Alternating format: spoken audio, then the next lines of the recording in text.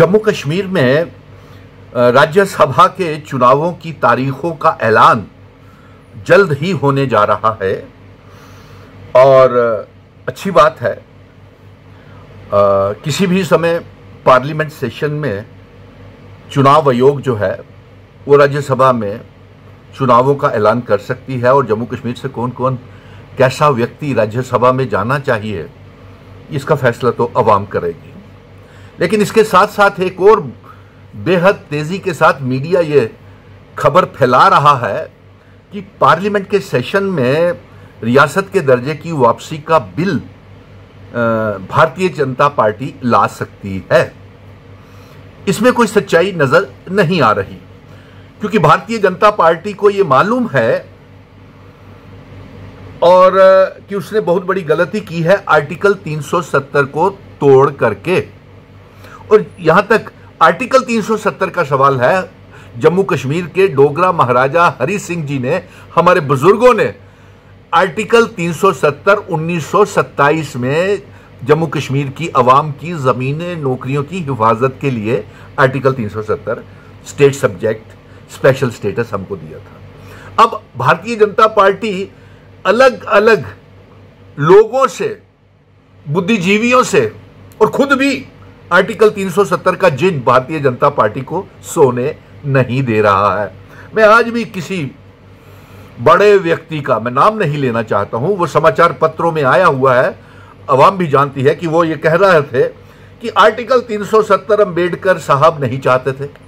अरे साहब, आप कैसी बात करते हैं? अंबेडकर साहब नहीं चाहते? अंबेडकर साहब के संविधान ने ही तो आर्टिकल 370 3 बार आजादी के बाद, 1947 के बाद, 1950 में प्रेसिडेंशियल ऑर्डर के साथ पहले प्रेसिडेंट ऑफ इंडिया ने इसको कंफर्म किया था आर्टिकल 370 को। और फिर उसके बाद पार्लियामेंट में 3 बार लाइफ टाइम के लिए इसको बढ़ा दिया गया। 3 बार सुप्रीम कोर्ट ने इसको हटाने से मना कर दिया कि इसको हटाया नहीं जा सकता आर्टिकल 370 को। अब बताइए, हमारे साथ बड़े बेइंसाफी हुई है जो हमारा आर्टिकल 370 को हटाया गया। और आर्टिकल 370 के बाद अगर पूछे जाए तो भारतीय जनता पार्टी के लोगों को वो क्या फायदा हुआ और राज्य के लोगों को क्या फायदा हुआ? नुकसान तो जम्मू कश्मीर की पहचान का हुआ, हमारी शनाख्त, हमारे वकार, हमारी आइडेंटिटी, कल्चर, डेमोग्राफी, इतिहास का हुआ। हमारे बच्चे बेरोजगार हो गए 5 अगस्त 2019 के बाद, हमारे कारोबार ठप हो गए, रोजगार चले गए और तानाशाही और गुलामी की नीचे हम दब गए। इसलिए आर्टिकल 370 का जिन भारतीय जनता पार्टी को सोने नहीं दे रहा और भारतीय जनता पार्टी आने वाले चुनावों में कभी भी असेंबली में और ना ही जम्मू कश्मीर में अपनी सरकार बना पाएगी।